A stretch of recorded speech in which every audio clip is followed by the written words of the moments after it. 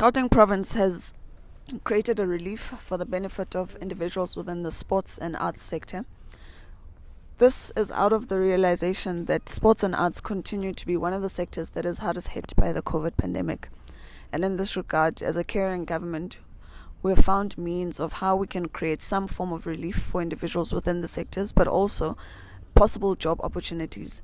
And in this regard, one of the things that we have done with all the national events or national day events that we do have, we've made them virtual and are still able to employ and work with various artists and sports individuals. And this has been done from our Human Rights Day, our Freedom Day, and now with Youth Month. We continue to integrate artists and sports individuals within, so that whilst COVID does not allow for major events to take place, by going virtual, it enables us to still be able to utilize these skills and showcase the talent that the province has. With regard to the Gauteng Relief Fund that is created for individuals within the sports and arts sectors, this is a relief fund of 28 million, which we seek to find individuals who work within our communities. These may be individuals who teach art classes within communities, who coach soccer teams within communities, netball teams and so forth across the various sporting codes. These are the individuals who play a critical role in the development of our communities. These are people who ensure that our communities keep fit and, more importantly, are engaged within positive recreational activities. Our fund is geared at all these people, and all we ask is that you come and apply, visit our website, visit our social media pages at Gauteng SACR, that's at Gauteng SACR, and you'll be able to get more information. We really want to make sure that we assist these individuals because we appreciate the work that they do in our communities, because it is in line with what government seeks to do, and we want to make sure that people continue being engaged within positive activities such as recreation, within arts, within our sport.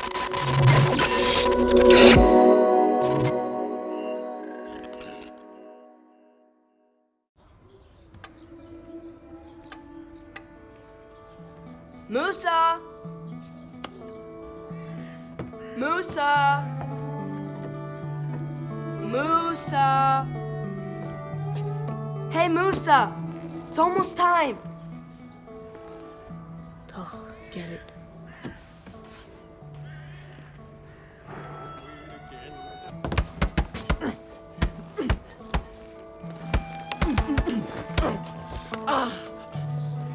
Musa, give it a rest.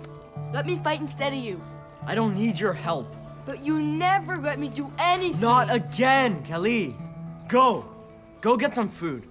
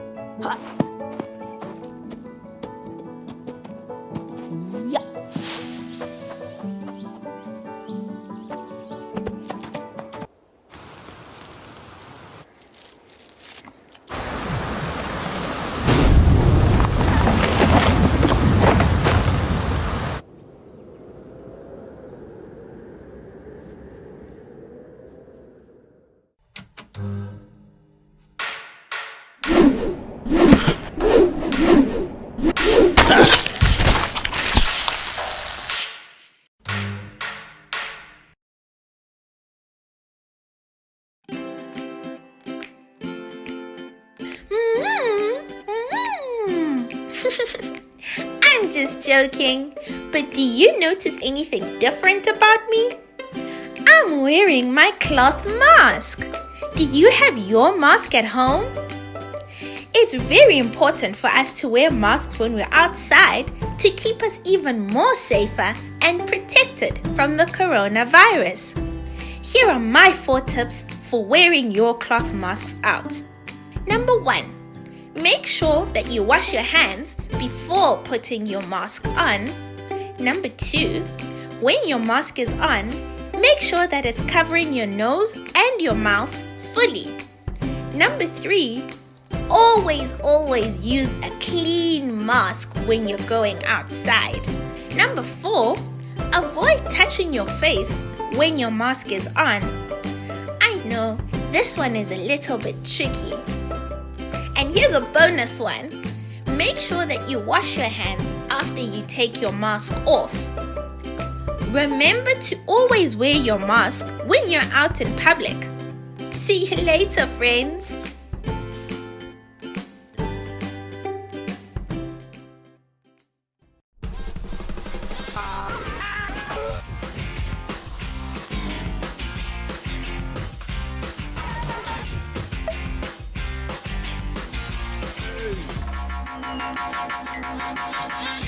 You said it, sister.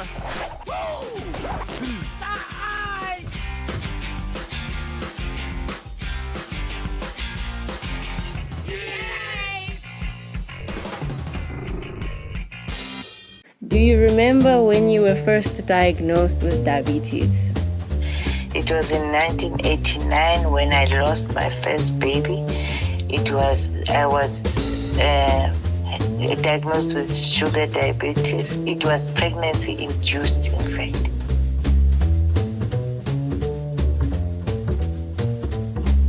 My name is Dr. Tsepo Baka, aka Dr. T, and I'm the family doctor. I'm the only doctor in this family.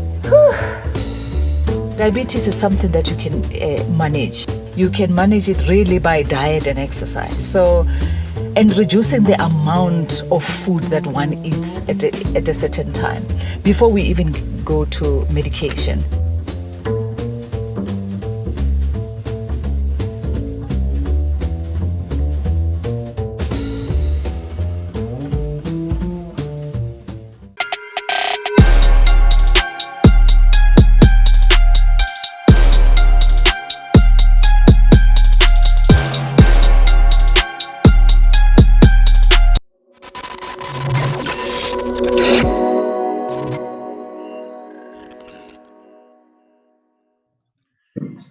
G'day, ladies and gentlemen.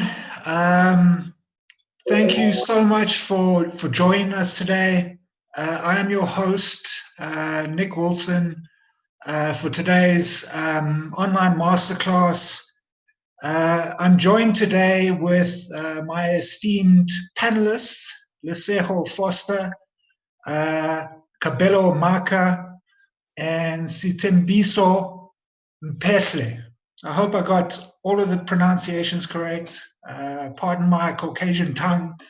I'm still, as they say in isiZulu, ngiyaxolisa isiZulu kancane muso kukhuluma ngokushesha. So I'm trying. Anyway, without further ado, I'd like to thank the sponsors for today's program. They include the Gauteng Film Commission, National Film and Video Foundation, the Film and Publications Board, and the Department of Sports, Arts, Culture and Recreation. As you might have seen during the videos in the introduction, the Department of Sports, Arts, Culture and Recreation has developed a relief fund in response to COVID-19. The fund is aimed at assisting sports, arts, culture, and the creative sectors. So please visit www.gautengfilm.org.za for the application details. Very importantly, the closing date for applications is the 26th of June, 2020. Just a quick mention, congratulations on the successful completion of your films and being accepted at the first virtual Annecy Festival. Without trying to be kind of prescriptive, we want this panel session to be informative but conversational. If you're on the YouTube channel and you're watching this live, we'd love to get your comments and questions. but I don't think I did the introduction to the panelists any justice. And I'd like them each to do their own introduction and give us, their background and some insights into the opportunities and challenges they've had. So let's start with Lesego. Mr. Foster, can you, give us a brief yet informative introduction to yourself and what you've been up to? Indeed. Greetings, everyone. My name is Lesego Foster, as Nick has said. I am a art director, animator, 2D, 3D, it doesn't matter. I'm just an artist making films. And a little bit about myself is, since this is about the youth, I'm gonna speak from the education side of me. I did fine arts at WITS since they didn't have animation, even though that's what I wanted. They didn't have animation from first year. You can only select it from third year. So I did fine arts, graduated in fine arts, honors in painting, and did a postgraduate in 3D animation in a software that doesn't exist anymore. It's called Softimage for the old people that know. And that was a glimpse into the world of animation. And I almost actually didn't, because I've always been drawing from when I was young. And the next natural step for that was I want to see my drawings move. And during that intensive, it's a 1-year animation course where you have to learn the software and make a short film. I was like, nah, I'm not gonna do this. Actually, it's too much. And was actually lucky enough to have Daniel Snadden come be a guest lecturer. And he demystified a lot of the stuff that we thought was, because when you're working in school, you have to be the designer, the scriptwriter, the modeler, the rigger, the whatnot. And it's really not the case in industry. You can specialize, albeit in South Africa, it's still starting, the specialization.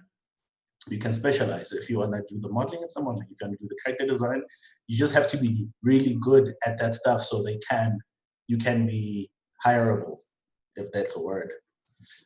So yeah, and then after that, I freelanced for like 1.5 years to 2 years, and while still teaching drawing at WITS, and went to teach at the animation school for 3 years. Crazy kids. It was recently opened, so I was one of the first 2 lecturers in Johannesburg for the animation school Johannesburg, although the Cape Town one was 15 years old. It was me and a guy called Timus. And after that, while I was at WITS, I got to go to summer school, Gauteng summer school, for 2 weeks. And instead of teaching me, it just made me just want to learn so much. And luckily enough, in the next year or 2, they introduced the master's course in English. For those that don't know, Gauteng only taught in French for 75 years. So when they introduced the master's course in English, I applied to that, got accepted. And then the hard part came, which was, how do I pay for this? Because it's expensive. So I applied to the NFVF. They could only do so much because it's actually that expensive. And then spoke to Institut Français, which I'm still partners with through my other venture at Simulacom. They funded the other side of it. So with those 2 collaborating, I got to do my master's at Gauteng, where I stayed in Paris for 3 years and returned to come impart the knowledge that I have, So upon my return, me and my partner, a longtime partner, Ross Lelit, we reignited our studio, the Hidden Hand Studios, because the goal was clear now. I knew what we were missing. I still know what we're missing. I knew where we'd gone wrong and whatnot. It's a problem that happens a lot where people they imagine this thing of someone just giving them money, say, here you go, make what you want. It's not reality. It's not the world. You have to pay your dues, So Ross had been working at Mind's Eye for long, he's been paying his dues. I've been working, doing freelance all over the world. And now we know what to do. And on top of that, I was contacted by Simulacom Precinct, it's in Braamfontein, to head up the new venture, animation, funded by the AFD under the Digital Content Hub. I know I'm getting technical, but these are the things that I went through under the Digital Content Hub to start the animation program. They had an idea that they wanted animation and contacted me as to How? What do you think? And as I said, I had ideas of what's been lacking, especially coming from education. I've always been interested in education as a Black person because, a lot of people get overcharged and underserved for really subpar education. So I have really strong opinions about that. So yeah, I agreed to the Tsimologong, and I created an internship. So instead of working with beginners, because there's schools for that, I take graduates into this program, which is in its second year now. I think some of them are watching this. Hello guys, wherever you are. Obviously you're at home, COVID. Take 20 graduates. Well, we leave space for self-taught artists because people cannot afford up to 80,000 to learn. So we have a majority graduates and leave space for self-taught artists who have that passion, that burning passion for animation, and just train them into that higher, that high-end 2D. We focus on 2D. Even though we use 3D, we use it to help our 2D. And yeah, so there I've got two I'll call them assistants, but they're my right and my left hand, Jeannie and Bokang. And, having the different expertise from them also helps me not to be too hands-on with everything, because if all the knowledge sits with me, then if I die, then the library has burned, So yeah, but that's what we focus on at Tsimologong, like 2D stuff. Right now they're working on 2 short films under the Young Directors Program, where Jeannie is directing one and Bokang is directing one. They are getting trial by fire. They're loving it, hating it, loving it, loving to hate it. It's amazing. But at the end of the day, the lessons that they're getting, both the young directors and the interns, are going to be invaluable. And I think everyone that's an artist that's watching this realizes that you only get better after you finish the drawing, the sculpture, the animation, whatever. You can't think about it and be better. You'll only be better. You'll always hate it because you've improved. That's a good sign. If you do a design of pig warrior and you're like, could have done better, good. It means you're going to do better with the bull warrior. But yeah, to close it off, my focus, whether it's in my studio, we've partnered with Dipopai, who's right there, Stere. We partner a lot with, especially Black studios, because there's a few of us. And in those studios, there's even fewer of us. So you'll find that, in the Popeye, there's 2 of them. In the Hidden Hand, there's 3 of us. It's not enough if you want to apply for funding, and you can't point the fingers at now the NFVF. So, but you didn't give us funding. But they're looking at the papers. There's 2 of you. We can't give you, we know you can't do it, So we started this collective thing of bringing everyone together so we can work together and take some pressure off each other, with the big focus on authentic African aesthetics. We're getting rid of that face paint stuff and everything happens in the jungle. I don't know when last I saw a giraffe myself, like yours, probably like 20 years ago, This is Africa for anyone watching who's not an African. You see, that's a bookshelf. This is a light, got a jacket, gloves.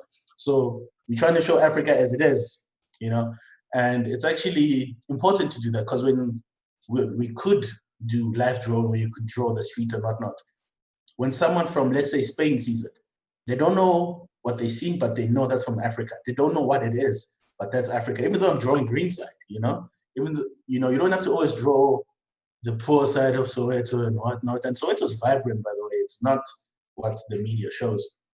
So we're working on showing those authentic African aesthetics. Yeah. I think Nice, thank you, Lesego. I just want to kind of jump back a bit. So you were doing your, correct me if I'm wrong, your master's at WITS in fine arts. No, honors at WITS. Honors. Okay, so how did you afford that? How that's kind of a significant barrier to entry into the industry. How were you able to navigate that? In terms of monetary, how did I afford it? In terms of monetary, going to university is a significant cost. So can you tell us about that part of your journey? So at WITS, I was lucky enough to find out about NAFSAs. You have to understand that our parents, as our generation, as I'm sure you know, because I speak with Stay a lot, we went through the same thing. My parents didn't know how to help me. So I went there, got accepted first, because that's the basis. You have to get accepted first before you can apply for any kind of funding. After getting accepted, they told me, like the lecturers at VETS, the fine arts lecturers at VETS told me about NAFSAs. I didn't know anything about it. Told me where to go, what to do. So I went to Senate House, applied for NAFSAs is financial aid for those that don't know, but you need to have a good matric, guys. So they accepted it. They literally paid for everything, which I was lucky enough to, paid for everything. But they can't pay for art supplies. They can't pay for paint. They can't pay for canvases, So that actually became part of my art practice, my professional practice at VIT, because I couldn't afford to buy 1,000 rand canvas like the other guys. So I started painting on found objects and started, using this paint, that paint, and using a lot of PVA. And it actually became, during my year, one of the most intriguing practices, because I was like interrogating painting, like, is it based on money or is it based on skill? Is it based on, can you paint real people or, But yeah, a major part of it was the NAFSAs, which I'm, still repaying the student loan. And let's go one step further back. So you talk about getting a good matric and the challenges in terms of materials. You've just said the cost of art materials is expensive, and you interrogated that as an artist. But going a little bit further back, the fundamentals to anything in animation is based on creative skills. How are you able to develop those skills at a very low cost? I think there's a part of my brain that I don't know, I want to call it stupid or dead, which I thank it, because I didn't know what I was doing, but I just kept drawing. I kept drawing, because paper is cheap, at least paper is cheap. I went to a very good high school, luckily got, a scholarship. So I got a scholarship to go to a very good high school, which had art. Primary didn't have art. So, and all of us were just working on paper, and whatnot, but I've always been drawing. My uncle was an artist, an art student at Wits Tech, I think it still existed. And as a baby crawling, seeing magic come out of a man's hand, I was blown away. So it was never an option. I think that's my cheat, the fact that I saw, his name is Fati. I saw Fati do that from a very young age. And first thing I tried to do was to draw on his drawings, which I got in trouble for because I'd use a marker on a very big pencil drawing. And then started doing my own drawings and drawing, like I've always been drawing, to a point where when I was in primary school, I was like, oh, I'm the best. Okay. And then got to high school and there was this one guy and I was not the best anymore. No matter what I tried, I was not the best anymore. Then I got back into it, drew. So I just knew that whatever I wanted to do had to do with drawing. And of course the parents were like, do architecture, you'll draw. And then I found out what architecture was. I was like, no, I won't draw with a calculator. I want to draw people. I want to draw this. And it became a big fight actually at home. Like, no, but you won't make money because of the, the fake stigma that they all believe. It's like, okay, cool. If you want money, I'll make money. So I took a gap year between matric and Wits. I worked at, I think it was Edgar's, getting 3,000, bringing it home. I'm like, is this what you want? Do you want 3,000 from me? And then, my mother got exasperated. She's like, okay, do what you want. Then I went to Wits. Yeah. So what I was trying to emphasize there is that the raw skills required to get into animation actually have a low cost barrier. Yeah. You can get paper really cheaply and you could get pencils or you can make your own charcoal, whatever the case is. But the fundamental skills to getting into the animation industry at the base level are not expensive. Yeah. Am I correct? Yeah. No, for real, definitely. The education is expensive, but that's because it teaches you everything to the end, You're going to be useful immediately to a big studio like Triggerfish. But you're right, in order to get your foot in, you can be self-taught. My favorite artists are self-taught. My favorite animators are self-taught because no one told them Like, no, you can't do that. You're not that good. They just did it. Like Rocket Boy from Cape Town now. He's a self-taught animator. He's just blowing up. Because no one told him, oh, you can't do effects and character and environment. Whereas if you went to a school, that'd actually be that limitation. Yeah, 100%. So what I'm kind of getting a feeling for in terms of what you've just shared with us is that there's a low cost barrier to developing the raw skills to get into animation. Develop yourself.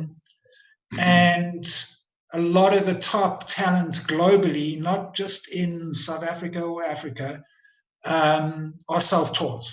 It's not necessarily a case of you needing a formal education, but as long as you have the fundamental skills, there's a possibility for you to enter this industry. Yeah, definitely. Definitely. You just have to love it. Like a lot of people think that I like drawing, I think I'll animate, and then they get shattered when they see the reality of how much you should draw. Speaking to the animation, and they get shattered. But if you have the raw talent, the drive, as you said, Nick, paper's cheap, pencils are cheap. Do that. That's part of my internship at Simulo Home. There's people like that just come with a book, like, I draw, man. I don't know. I love animation. I draw. And a couple of them are in the internship right now. It's trial by fire for them because we're throwing them into a production, but that's how you learn. Yeah, 100%. I don't know if you know that John Fountain, who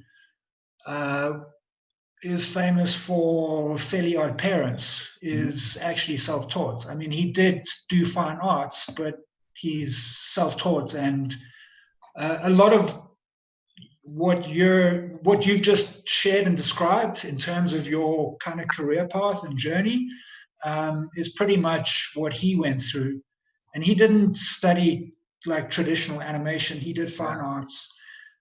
He actually kind of fibbed his way into animation by saying that he could be a storyboard artist, and eventually ended up being a lecturer at Cal Arts, which is one of the top animation tertiary institutes in the world. So, what I was trying to emphasize in what you've just shared with us is the fact that animation, yes, when it becomes digital, becomes costly, but at its essence, those fundamental skills are actually accessible to anyone. Yeah. There's paper, there's flip books, there's a recent competition, I think it was on its second run now by Triggerfish, which is aimed at people like that. Like let's say if Stembiso was to enter, he wouldn't win because he'd be the best by default. He wouldn't win. I was a judge for the first one.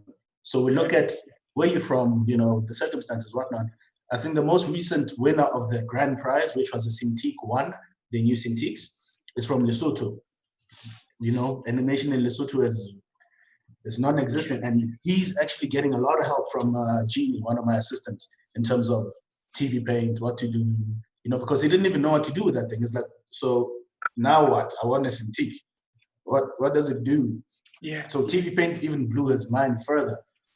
But yeah, you have to fake it till you make it at some point. Like even with me, my first animation was because one of my friends was a live action guy, got a gig at Soul Candy to do a video.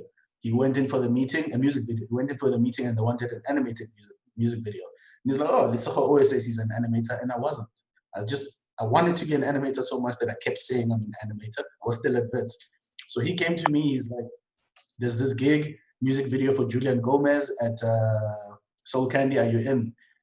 And I know said, it. Okay, Yeah. Went in and made it. Nice. I get this feeling that, the barrier to get into this industry is not as high as a lot of people maybe think it is, firstly. And then secondly, there's a kind of entrepreneurial drive behind access to this industry based on that. correct me if I'm wrong, Lesego, in your opinion. I mean, you come out of a formal education in animation, but in a developing territory like South Africa or Africa, where there isn't a developed industry. I mean, you already said it. There's a lot of generalists, and we're moving towards, as we develop as an industry, towards specialization. But in your opinion, is entrepreneurship a factor, and is that currently not necessarily included in the formal education for an animation Yeah, no, career? definitely. Because like myself running a studio, there were so many unseen things that ended up with me not drawing now.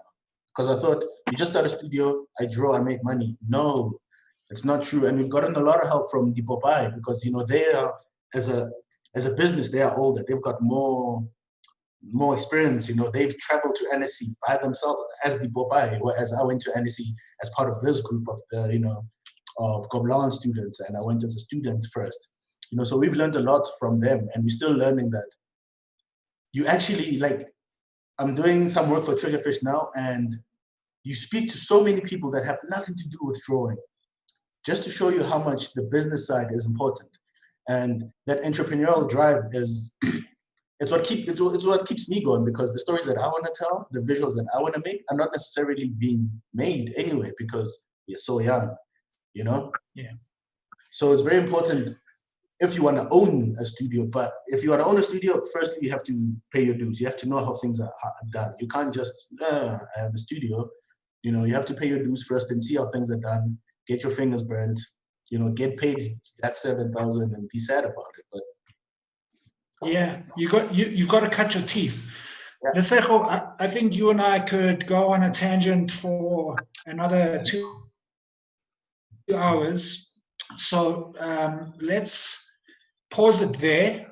I think that's a great segue to Cabello. Cabello, please jump in and give us your background. You know, kind of the same vibe as Lesejo's just shared. We'd love to hear, you know, the waves that you're making, where you started off, and where your journey's going. Awesome. Okay. So, hi, everyone. My name is Kabelo Maka.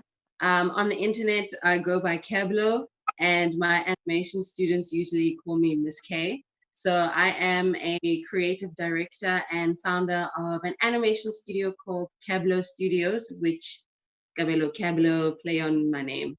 Cablo was actually my nickname in high school. I then carried in the business. I'm an animation director. I'm also an illustrator, and I teach animation as well to primary, high school, and university level students. And just like Lesoro has said, and most people who end up working in animation, I've also been drawing my whole life.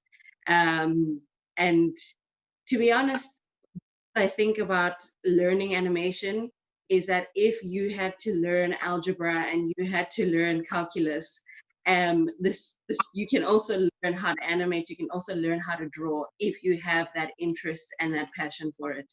So that's where I'm coming from. So my studio, Cablo Studios, I started it in 2017. I was an intern with the National Film and Video Foundation.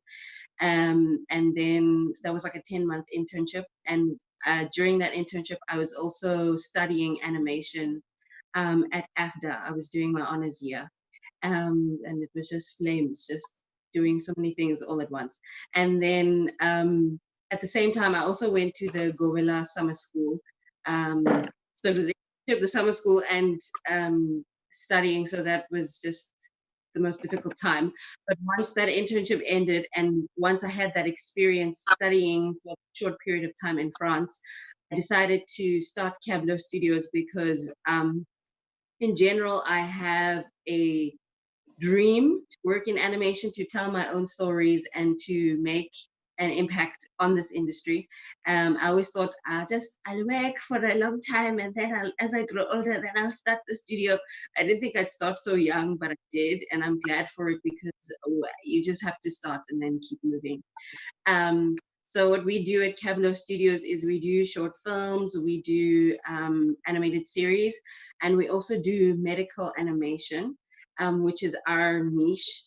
And that's our unique way of how we decided to enter into the industry.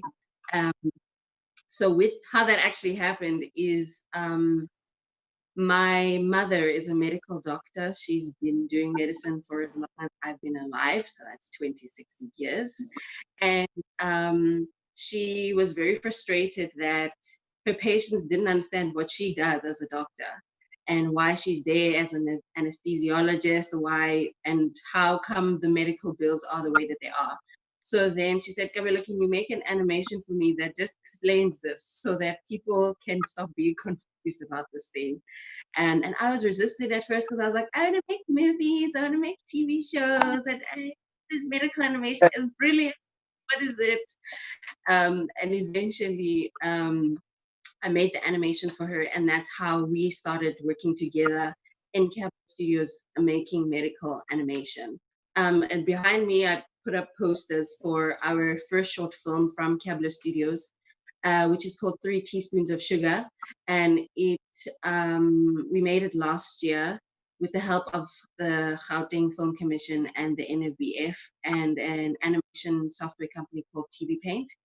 And that short film has been officially selected to be a part of Annecy International Animation Festival, which obviously because of COVID we can't be in France to be a part of the festival, but they have an online version which we have been participating in actually just before this festival started and over these 2 weeks during the festival. So that's been its own roller coaster, and it's been fun, and it's only like day 3 and I'm already seeing the reality of being part of the international community of animation.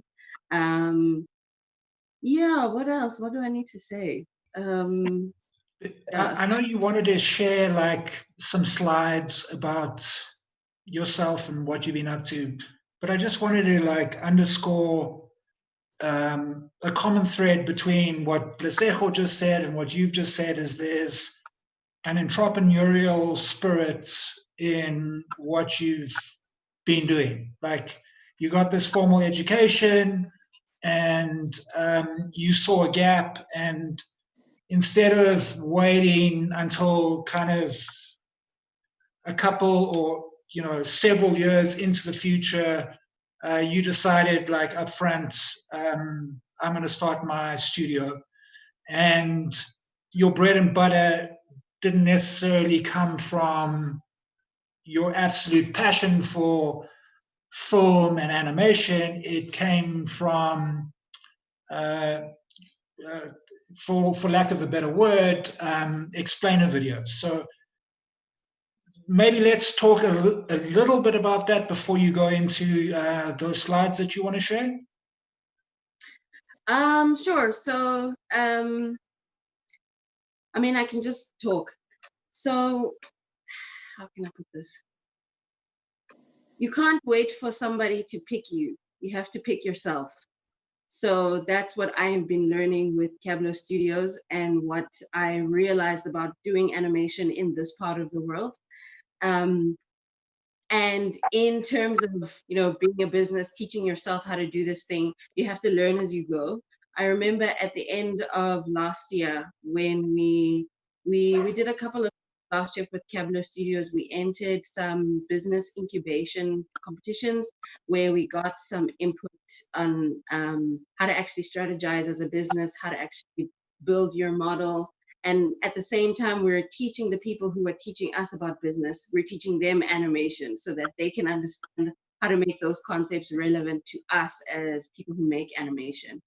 But those things that we did, that's when I realized, oh gosh, life is just a series of doing something for the first time, which is what we're doing with Cablo Studios and medical animation and everything that we decided to do. No, I mean, what I've said before, I just spoke through the slides without showing them to you, but just some of the things that we've been able to do as a studio since starting, because now it will be the third year now, so we are what's this thing? We're quite new, but we've been able to do quite a few. So one of them was this business incubation competition that we participated in last year. It was, when did we start? It was in May, I think we started with it. And then it ended in November. We won in that innovation competition. So it's called the Gauteng, thank you. It's called the Gauteng Accelerator Program, and it's run by the Innovation Hub, which is in Pretoria. And they had a bunch of different categories for businesses that that are doing something innovative within a specific space. So our space was medical, and we were competing against people who actually make like medical devices and like testing kits, things that are actually geared towards curing diseases. And for us, we came in saying that our solution for the medical space is teaching people about health related issues. And through everything that we went through, all the different training sessions we did, because we were trained by this business school called Emory, which is in, I think it's in Atlanta. Yeah. They trained us for a week or so where we really went deep into different business concepts. And I was like mind blown, because I was like, I just draw, I just come up with ideas. I know about target market and audience development, but now I'm thinking about how does my business in animation, how is it actually going to be profitable and all of that. So we ended up winning first prize in that category, which also came with some funding that we're going to be using to help us make animation projects that we are actually in the middle of pitching at Annecy. These two weeks during Annecy, so it's been real. And then Nick, we entered a bunch of different African animation festivals, one in Nairobi, one in Accra, as part of the Animation du Monde, Animation Without Borders competition with the African Animation Network. And we entered a we entered a series called The Fam, which is based off of my own family. And we ended up winning a special recognition award for that.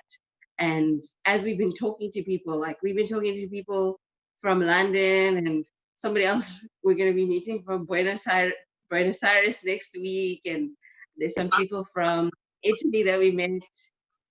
They've been giving us really good feedback about that project. So it's exciting times. Yeah, just to kind of elaborate on that experience with Animation du Monde. I mean, you pitched that project, I think, 3 times during the Pan-African rounds, and each time you got feedback from the judges, you developed the project a little bit further.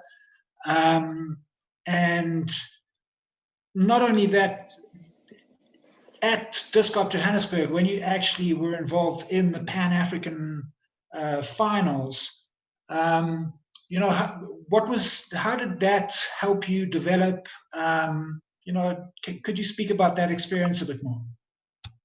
Sure. So if I have to be truthfully honest, this idea, the fam, I've had it since 4th year.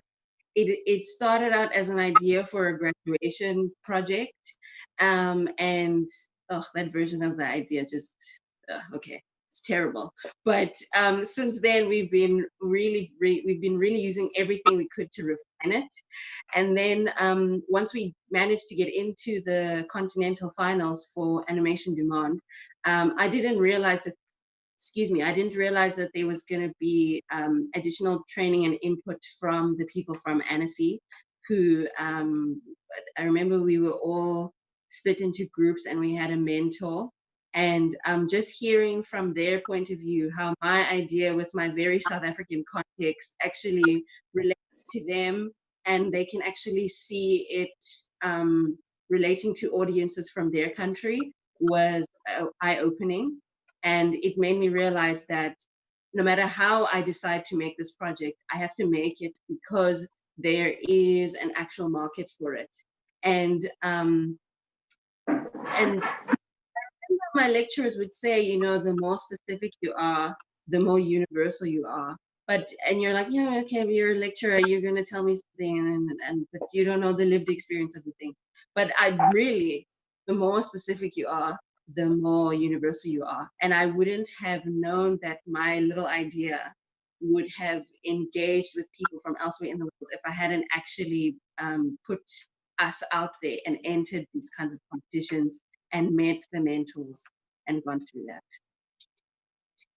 So what I'm getting a sense of is that by putting yourself out there, you're growing, kind of incrementally or exponentially, as not only a creative but as an entrepreneur. Sorry, can you repeat? Yeah. So what I'm getting a sense of is the fact that by putting yourself out there through these competitions, you're growing either incrementally, so in small increments, or there's been kind of exponential growth for you personally and your company by entering these competitions that maybe ordinarily you wouldn't have done. Yes, and it's true. It's both incremental and just like sudden and exponential. Like for example, with entering these competitions, I'm someone who has to always overcome self-doubt. So when we enter these competitions and you get feedback like it's good, but it could be better for these reasons, and you're like, I got rejected. So these experiences are helping us as a studio to persevere and grow, and also adding those little changes that make our ideas and our projects better. But then also when you suddenly do enter something, like for example, last year I was at the Cape Town International Animation Festival, and I got a chance to speak about medical animation and speak about teaching animation. I remember I did that talk with Lucero. And then this year, fast forward, because we made a short film, now we're at Annecy, which is like a huge jump from the Cape Town Festival to Annecy. So in that way, it's been like a sudden and a big increase. But in other ways, it's also been gradual as we we do things like this, these master classes, or as we we enter into competitions and we refine and we meet people. And even because our context is different, where I would be sitting in a boardroom with somebody from a pharmaceutical company and explaining how animation could be useful for them to use for their brand. And every time we do that, I'm also learning and growing, and getting more comfortable in being in those situations. Kabelo, thank you very much for sharing your insights and your experience. I want to now jump over to Sitembo. My apologies, I got that wrong. Stembiso. Can you elaborate about your background? Lesego has already kind of ignited the fire and said that you're a great entrepreneur and you've done amazing things on your own steam. So tell us about that. I mean, I really want to hear about that. Yeah, so I think we should start from the beginning where my animation journey began. By the way, I'm Stembiso Mbehle. I am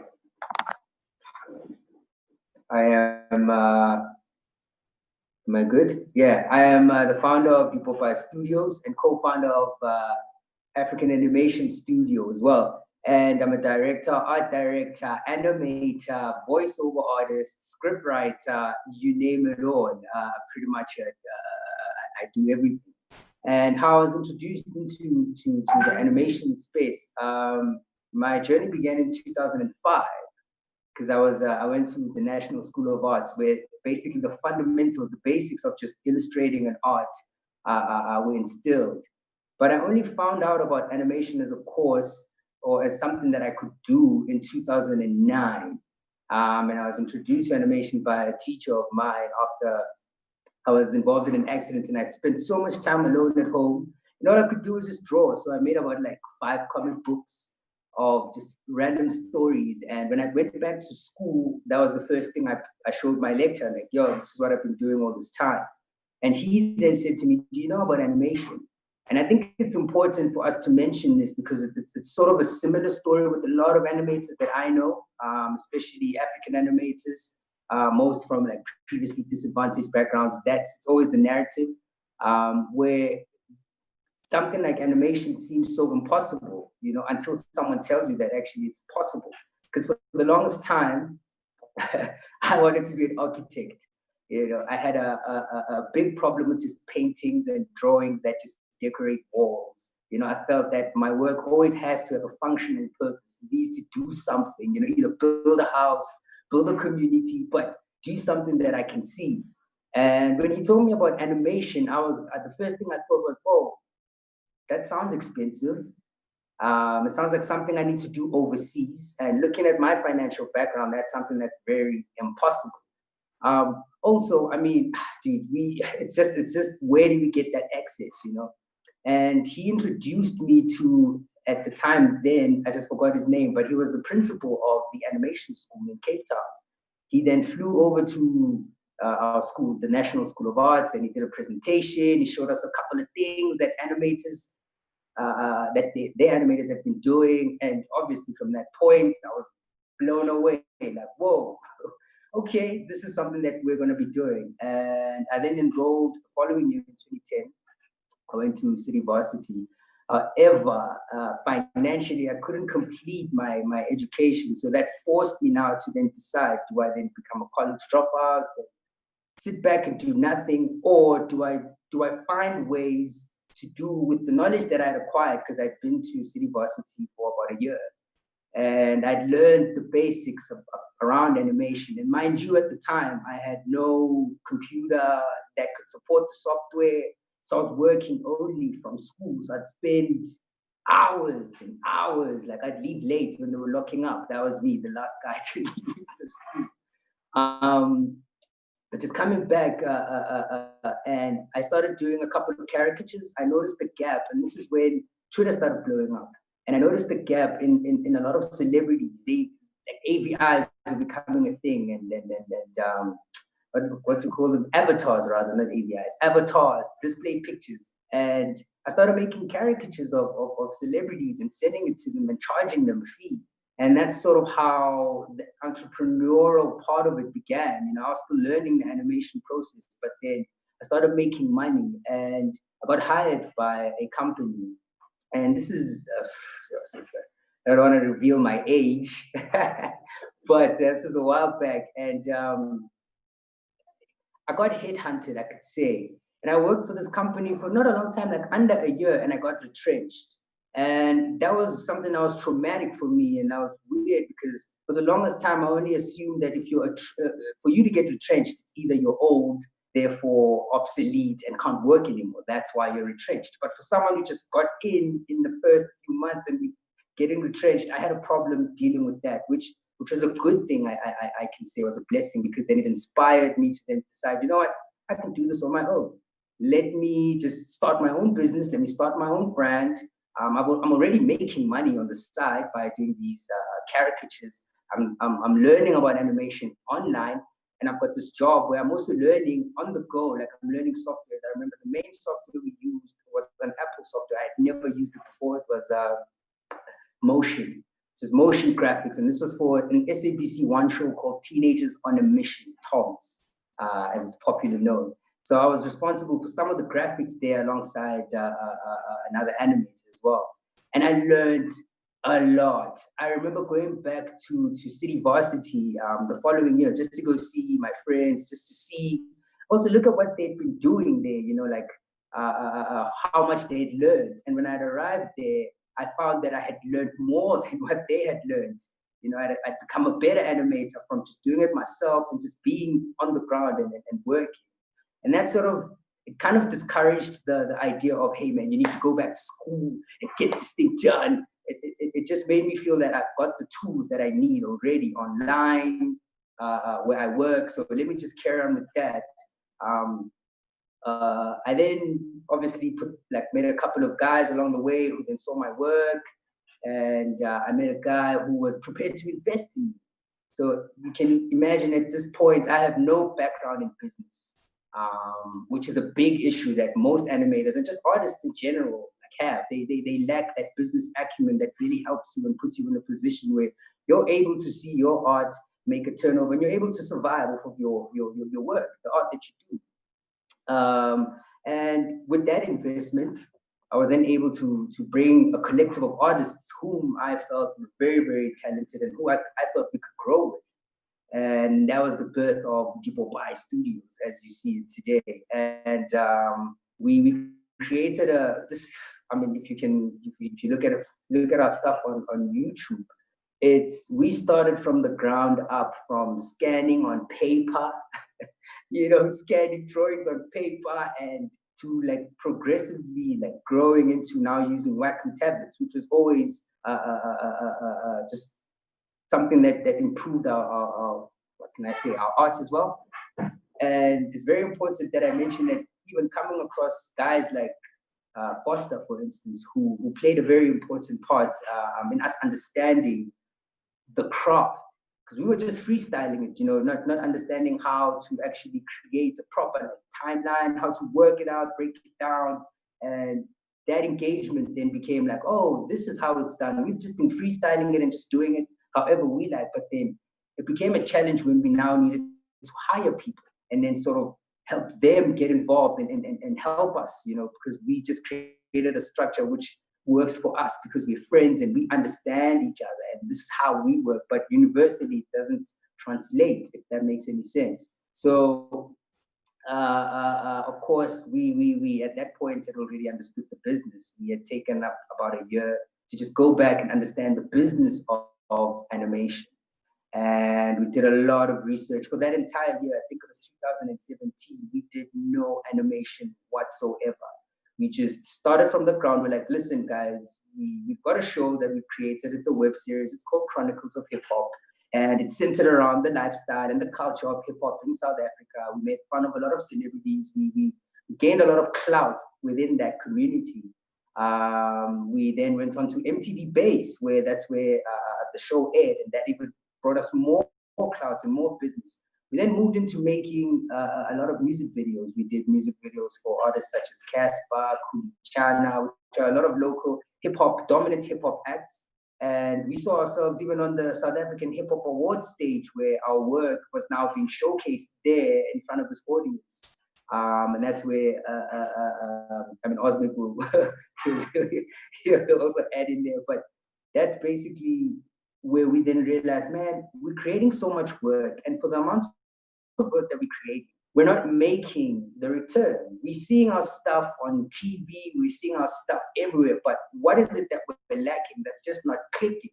And from there, that's when we decided, okay, let's just take time out, learn the business, learn the ropes, do the trademarks, get a rate card, for instance, because that's something you're not taught in school. You're taught how to work, how to technically become an animator, but how to make money off it, and how to do the business behind it. We struggled to just cost our animation. That was one of our biggest struggles, which is why for the longest time we weren't making any money, because we do these big projects, these robust projects for close to nothing, and unintentionally at that, And after 2017, we then went back and we're like, okay, now we understand how this works.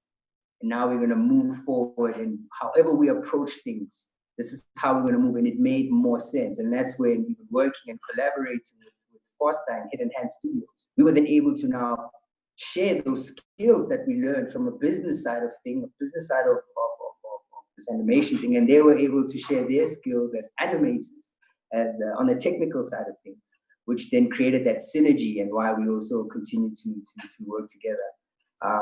But a funny story, my business partners met Foster in France while he was still there studying at NSC, and he was the only guy there with a vuvuzela and the South African flag. And obviously, if you see someone in a different country with the vuvuzela and the South African flag, you're definitely gonna go to that person and be like, "Hey man, how, Sway?" And that was pretty much the beginning of the relationship with the Head and Hand Studios. I hope I've answered I've answered you well, Nick. I definitely think you have. I just want to kind of reiterate something. I'm also a dropout, so I kind of share that experience. I studied animation for a year at a time where, yeah, I'm kind of old now, but there wasn't really a career path for animation. And I was studying video technology at Natal Technicon, and like after 3 months, I was like, I can't do this anymore. So I dropped out. But what I wanted to ask you, and it's maybe a sentiment that I share with you, is in terms of the entrepreneurship, the fact that you didn't finish your formal education, do you feel that you have to work harder?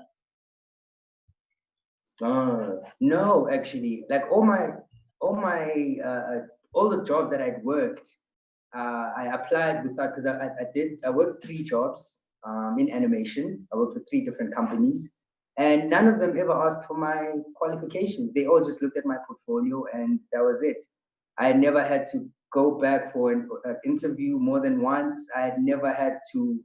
Basically, what I'm saying is my work speaks for itself. And that's always been what carried me throughout my career up until this point. It's the work.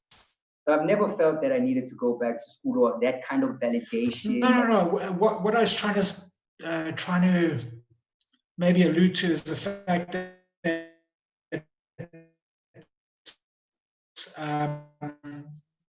you maybe driven harder if maybe you had a more formal education. Do you not maybe sometimes feel that? Oh, no, not really. I think, because I haven't been faced with a situation where that came up. So I've always been the way I am, hardworking. It's always been in my nature, So I don't think, because my business partners he graduated, and we still face the same challenges together. So even just looking at him, I sort of live vicariously through him in the context of this conversation, And it's pretty much the same. He works as hard as I do. We both experience the same problems in the space. So not really. Have you, if I may just ask you? Well, I've always kind of been hardworking. I've always thrown myself into projects. And there's been times during my career where I've thought maybe I was playing catch up with people that had got a more formal education. And in some instances, I think that's kind of positive in terms of the experience that I've had. So I was just interested in finding out if that's a kind of shared sentiment that you've had during your career. I can say though, Nick, that because animation is still very small in the country, and there aren't that many. Say the industry is still fairly young, so it's still quite difficult to tell to tell the difference between someone with a degree or not. I mean, most employers rather just employ you based on what you do. But I guess if maybe if we're looking at a much older industry, for instance, say banking or whatever, that's where I'd probably feel that I need to actually get my degree so that I can fit into the club. But because right now we're still developing this industry and coming to a point where we're setting these standards, it's not something that is easily felt, in my opinion. I can say that's just my observation of how things are. I think that's a valid point. And thank you, Lesego, Kabelo, and Stembiso, for sharing your experiences. I think we've kind of covered almost the full spectrum of the possibilities of a young creative moving into the animation industry. You know, from kind of not being formally trained to you know, doing your honors in fine arts and animation, to doing stuff in industries that are traditionally maybe not part of the animation ecosystem. So thank you guys very much. What I'd like to now kind of pivot to is the opportunities in new media and the digital space. So maybe Lesejo, you can kind of start that conversation. Where do you think the new opportunities are? I mean, there's a disruption in terms of film and TV globally, and you know, everyone talks about digital. You know, what are your thoughts on that? I mean, what are the opportunities in animation? Oh, that's a big question, and there's a lot. And the value has actually been shown by this COVID thing, because all of a sudden movies can't be shot anymore, but people still want to watch stuff, you know? So animation is actually kind of booming, albeit in a sad space because we all have to be home and we like being together.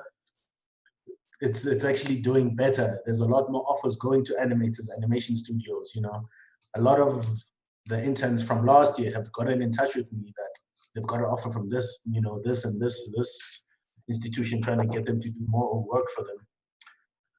But I think if we can normalize internet, this is a big thing, because, you know, we imagine that everyone has internet, and no, not everyone has internet. And for people that are like in Soweto, where I used to live, internet is normally on your phone. And if we can like get to a point where internet is as cheap as it should be, as we all know how internet should be cheap, because it's literally access. They're creating nothing. Internet is not a thing. It's access. They just let you have it, you know. But of course, that's just in an ideal world. But it would start from there, being able to have access to content and being able to have access to all these lessons that are online. There's so much stuff online that people don't feel the need to go to school anymore. And you can get so many lessons on YouTube. You can become from novice to professional just from YouTube. But still, people want more and more and more because of the consumerist nature that we are now. They feel like they're always missing something. And the truth is, you just have to do it. Like Kabila said, you have to do it. And people will either gravitate towards your stuff or not like it. You cannot please anyone. You cannot please everyone. I mean, you know, no one work can please everyone. You have to just shoot your shot and see where it ends up. But in terms of us as animators and as collective of a studio and with Simulukhong, we found that we've actually been able to do better work faster during lockdown. It would be better if we're still together, but a lot of offers have been coming now because people still want content. Netflix is not shutting down. You know, Netflix is booming. Yes, can I chime in? Mm-hmm. Yes, so just to add on the opportunities, as we're talking to distributors overseas, I realized we are in a kind of I guess we are able to survive during this COVID-19 pandemic. And that's because with live action, they physically need to be on a set and be around each other to be able to produce their work. Whereas we don't. We can be working from home in our own spaces with our own tools, and then we can actually make whatever project we need to make.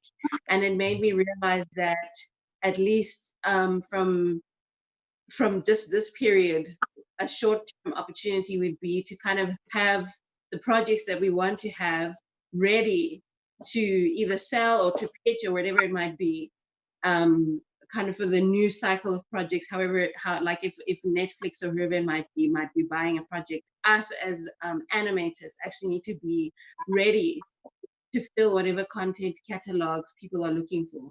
That's something that I realized that, okay, we are I mean, it's sad that COVID-19 is happening, but we're in a space now that we can actually take advantage of that as people who are able to work remotely, use the internet and that kind of thing. Yeah, I mean, when the lockdown kind of was first announced, and it's probably a joke that's in bad taste, but anyway, I'll share it with you.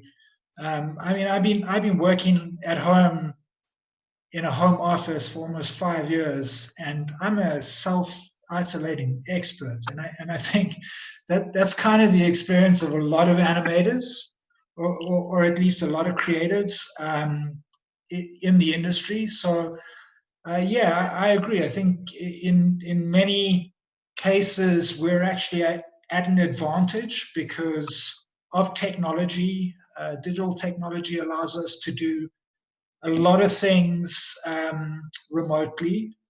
So it's very interesting to hear you guys kind of share the same sentiments. The next question then is, you know, how do we see this industry post COVID-19? I mean, maybe there's some initial gains that we can make currently because live action can't do certain things, but do you think that's going to be sustained? Or, you know, is this the new normal? What do you guys think? And maybe, good God, Stembiso. My apologies. What do you think, buddy? Oh man, honestly, if we're being honest as animators, we need to know one thing about our craft. So with animation, you can do three things: inform, educate, and entertain the masses. Once you've understood that that's the device we have, that's the medium we have, that power, you know, that we're able to really go as far as we want to. I mean, I'll make an example now with this Wazi show that we've created. And how that came about was it started off just as an idea on how we can just create content to help African kids sort of accept themselves, you know, self-acceptance and see themselves as beautiful and amazing and smart and brilliant. And also to help parents, millennial parents and just parents in general with just that kind of content, because that's in demand, you know. So from that, then we just pivoted to seeing now what was happening with COVID-19. And at the time, this is when the whole pandemic was now reaching its peak and the numbers were rising. And we then decided, let's pivot this content and still use the same characters, still use the same tools, but now let's just switch the information up. Let's inform people about what COVID-19 is. Let's also educate them about what it is, and let's entertain them. But let's also do it in a way that doesn't incite any fear or any panic. And it's good for us to know as creatives and as artists that our duty is to solve problems. If you're not solving problems, then what are you doing? You know, what are you doing really? Something here is. Pardon? Please repeat that. Oh, I was saying I'd like to add something here as well in terms of just more opportunities. I think there's an opportunity for using animation for older audiences. So just like how you've created your project to educate the younger audiences and actually speak to them in a way that they can understand, we also use animation to educate older audiences in a way that doesn't undermine their intelligence, but also doesn't speak over their heads, because we do medical animation and medical information tends to just be very intimidating and hard to engage with. I mean, my parents are doctors, and when you're in the room and they're busy sharing their jogging, you're like, thank the Lord she's there, because she can just talk to them and then translate to me when I'm storyboarding later. But for us, there is opportunity there. I see there being animation for all audiences, both in educating, like what we do, and also in entertaining, like the fam that I spoke about earlier, the project that I have. It's an animated reality TV series based off of my own family. And that's also just an animation that's directed towards older people. I don't know if it will be a thing where animation will overtake live action and that people will choose to make more animations than live action films, I don't know, or live action series, I don't know. But I think it's becoming more of an option because we can continue creating, you know. Yeah. So that's... Stembiso, earlier when you were talking about your experience, you said that you've worked as a voiceover artist. What else? Name some of those roles that you've played that aren't just animator. Yeah, because that's one thing that people don't understand about animation, that it's such a multifaceted medium. It involves so many parts in it, like script writing, voiceover acting, you know what I mean? You need a professional voiceover actor to come and read the scripts and play the characters. That's another what we can call job opportunity, you know what I'm saying? There's visual, like layout artists, character developers, you know. There's all this stuff, and because we sort of started our studio ourselves from the ground up, we had to fill all those roles in. So over time, I had to become my own voice actor. I've voiced pretty much all my characters, most of them myself. Layouts, had to do the layouts ourselves with my team.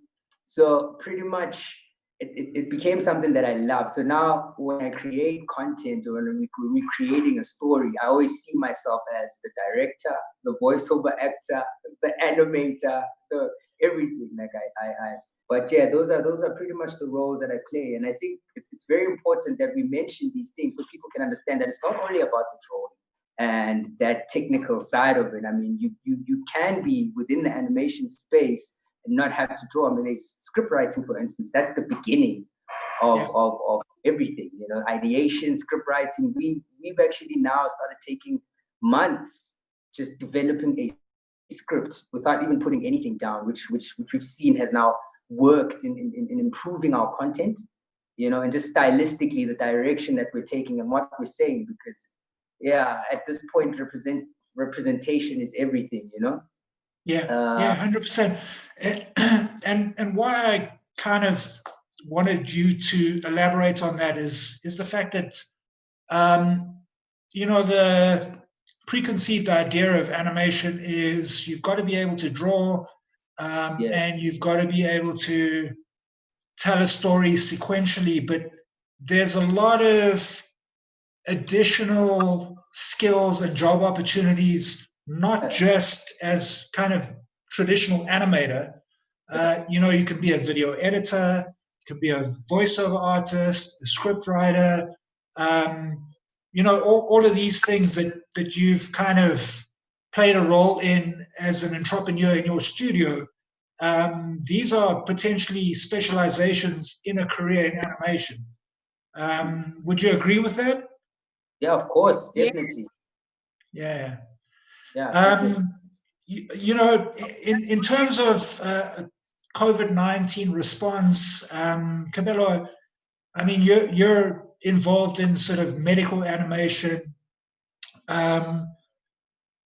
but I think there's also, you know, as we've just discussed right now, opportunities outside of just traditional kind of creative skills in the animation industry or the animation ecosystem, which people could explore. One of the things that jumps to mind is dubbing. You know, there's a lot of international content that's animated content, which is in, I don't know, for instance, French. And there's, or even for that matter, English. And there's an opportunity for us in the animation industry in South Africa to localize that content into languages that are accessible to the majority of people in South Africa. I mean, would you guys agree to that? Yes. Absolutely. A big part of my personal journey is to use our languages now. You know? Yeah. Having shows with us, like a high-end show that speaks in Tswana, subtitled in French. I remember how revolutionary it was when Disney dubbed The Lion King into isiZulu. I mean, that was pretty special at the time, right? Yeah, yeah. That- And it was also because of Lebo M's involvement in the whole soundscape of The Lion King, you know? Because he Yeah, was a sound designer, music guy for the whole thing, which made it possible for The Lion King to be on stage because he was also involved with choirs and stuff. yeah. I mean, do I you also think think there's? I think Hello.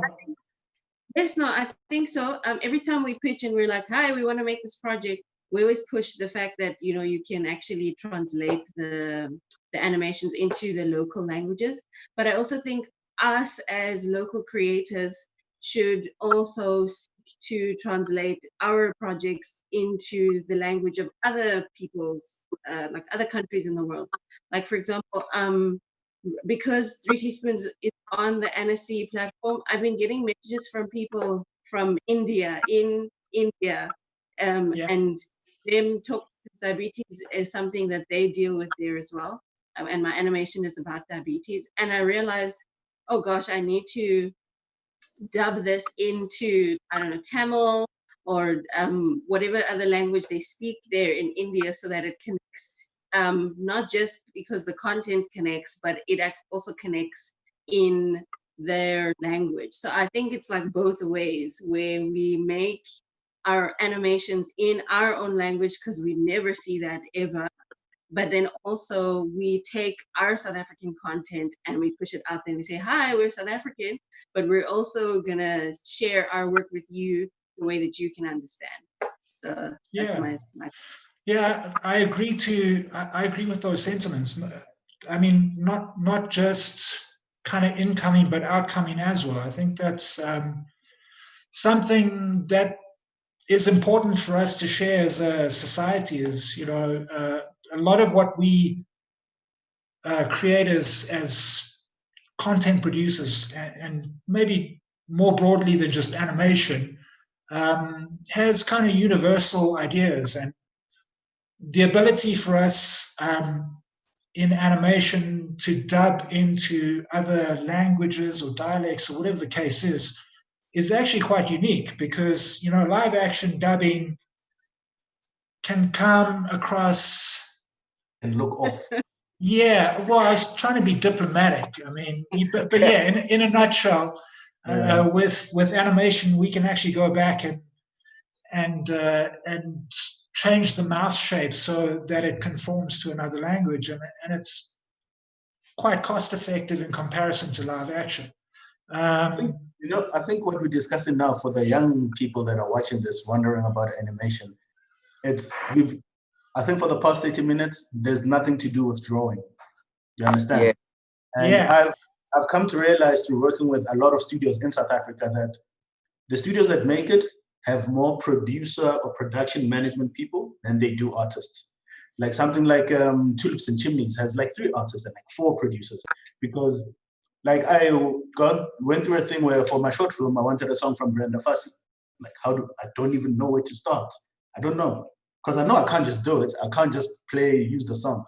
So what do? This is something that a production manager can help you with. Dubbing into Tamil, into Chinese, into Mandarin. I don't know how to do that. I just, I want to make the stuff. There's people that are made for that. So studios that make it actually have a lot more people that help the ship from sinking. Like Triggerfish. That's why Triggerfish is doing so well, because they've realized that, okay, artists, very important, but support for the artist, even more so. There's people that handle the contracts, people that handle like line producers and production managers. It goes hand in hand. Like loving drawing, yes, draw, animate, but that was our steps because we knew that we wanted to draw and see our drawings move. But now to support me, because if I have to now stop drawing to find out how to use the Brenda Fassie song, I'm learning law basically. I have to learn the law of this thing and how to get a song and what is a royalty. I don't know. It's different to animation. Royalty of music is different to royalty of animation. So yeah, for the young people there, yes.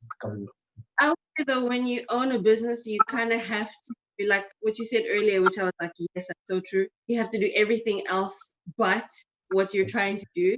Like you have to be a producer, director. you know. Like, for example, right now I have 2 interns who work with me, and every day I'm like, okay, half of my work is making sure they have the work that they need to do, and then the other half of my work is actually doing my work, you know. And I don't know about you guys, but my days run long because it's you're doing more than one person's work, you know. Now imagine having someone who wants to partner with Kablo Studios who only wants to help you manage. They don't want to draw. Would that not just be a blessing? Yes, I mean, I do really like that. So I do, but also I think some part of me wants to also be aware of that part of the process of making an animation. Like, I want to know, what does it take to actually go and sell my film, as well as making a beautiful film. I'm that person. You know, for example, in Kablo Studios, my business partner is my mom, and I guess that helps because, you know, your mother's always going to have your back. She does the business development. She goes to the pharmaceutical clients, the universities, the hospitals, and she says, "Hi, this is what we do.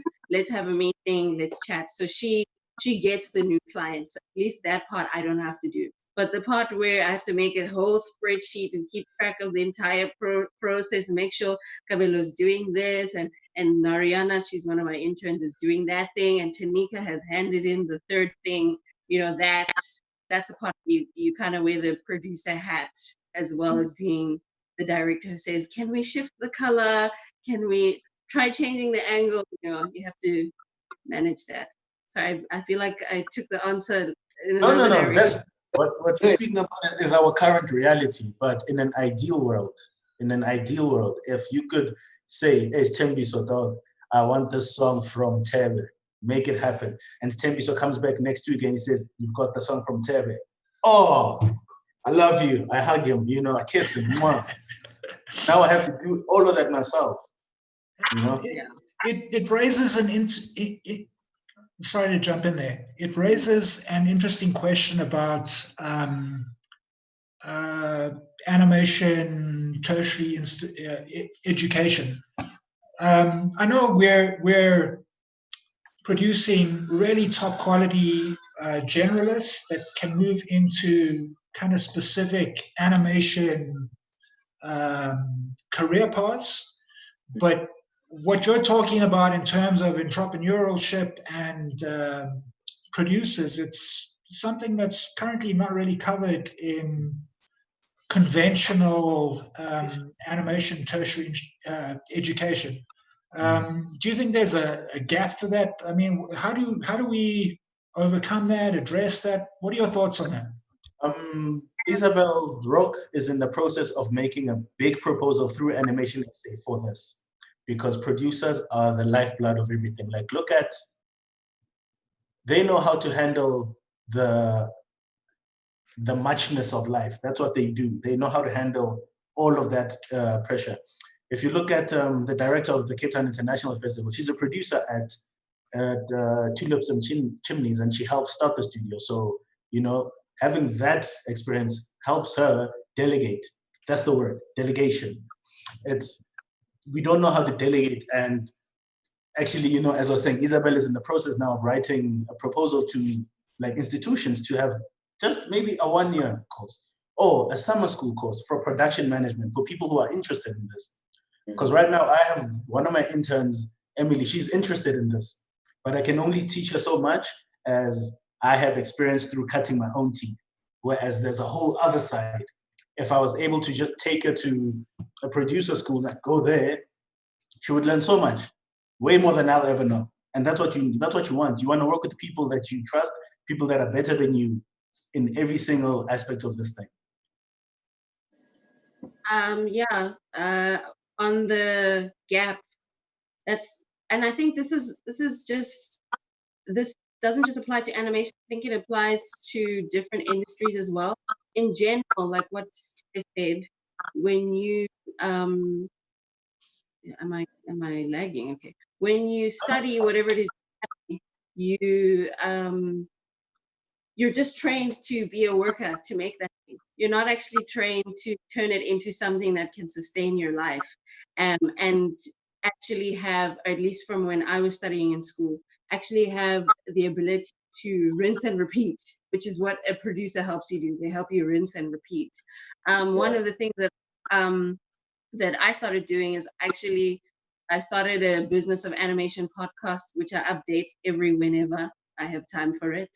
And that's where, at least for now, I share the things that I'm doing, as you say, cut your teeth. Because I recognized when I was teaching animation to my students, they would ask me things like, Miss K, how do I budget? Somebody asked me to do this project. How do I budget? What do I charge them? How do I make a quotation? And so I had to answer these questions, and I'm like living it and learning it at the same time. Yeah. I started to do the podcast. There's a definite gap in there. I also wanted to say, Lisoro, in terms of the music licensing, so what I do is I buy subscription services. I just pay like 1 year licensing fee to get, so not specifically like a specific song where you want a specific artist, but to get just a general overall library. So that's what I do to. I'm aware of that, but specific. You say this is a scene for Brown Dash. I want the Brown Dash song. You know? So those, but yeah, I absolutely agree. There is a gap where you have to really learn the producer side, the business side of what you're doing. Because what's the point of making a beautiful animation if you're not going to be able to? No one gets to see it, as well. From it. Yeah. Can I just add? There's also one facet of the whole animation process that we always forget about, which is the music side. Yeah, like that's very important. You need someone that's going to score the music. You need someone that's going to edit the sounds. You need someone that's going to put it together sonically. That's 50% of your production. So when we started the studio, we had a music department. We had guys that were specifically there to do the music and make sure that that's something that we take care of. And in that, we then also got exposed to stuff like royalty-free music because they're more inclined, and also how to go like getting something approved, and even simple caricatures. I remember in one of our projects, Chronicles of Hip Hop, we used a lot of live celebrities. We used their actual names. We tried to South Park it, not understanding that there's a legal process behind all of that. Do you understand? So we had to stop on the project because of this, and it was starting to raise a lot of initially it was just a bit of controversy, but eventually it became something that was almost detrimental to the business. So it's very important to understand that. I think I might have just went on a tangent, but I just thought we went through the same thing when I was working for Nick with Teenage Mutant Azanians, because we had to make it clear that this is this person, but it can't be that person. Like, okay. Yeah. So we came up with a creative idea, and that was to mutate South African celebrities and politicians with cute furry animals. So in legal terms, we were playing off. That was like a huge thing for us. We had to go consult lawyers. That was a huge expense. With My Child Teenage Mutant Azanians, the premise is that African politicians and celebrities are cross-mutated with cute furry animals in a kind of South Park setting.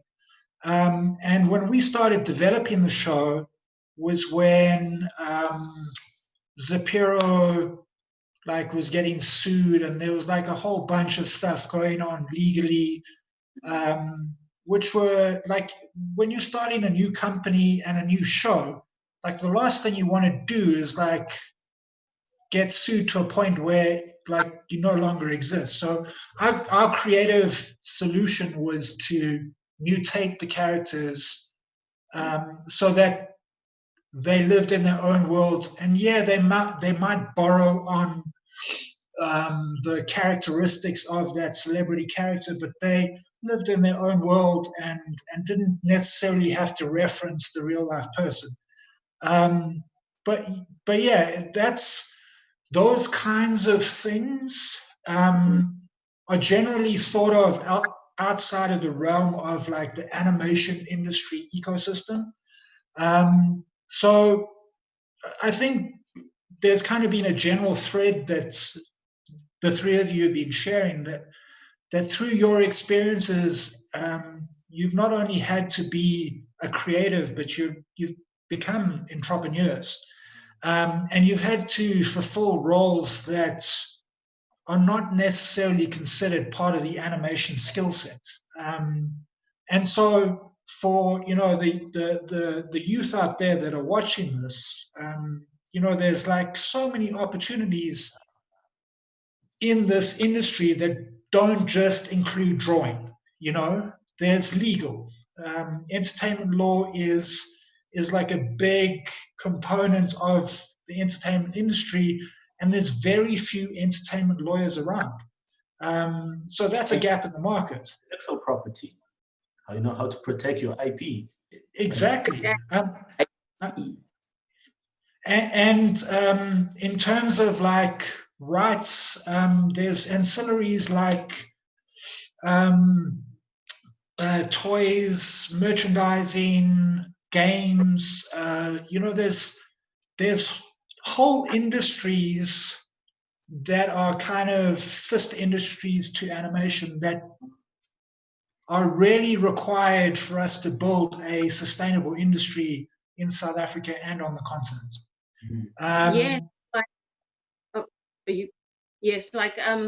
For example, we have a publicist who's helping us with Annecy, and I never thought we'd have to do that, and I never thought I'd be the kind of person who needs a publicist, because I was like, isn't that for celebrities?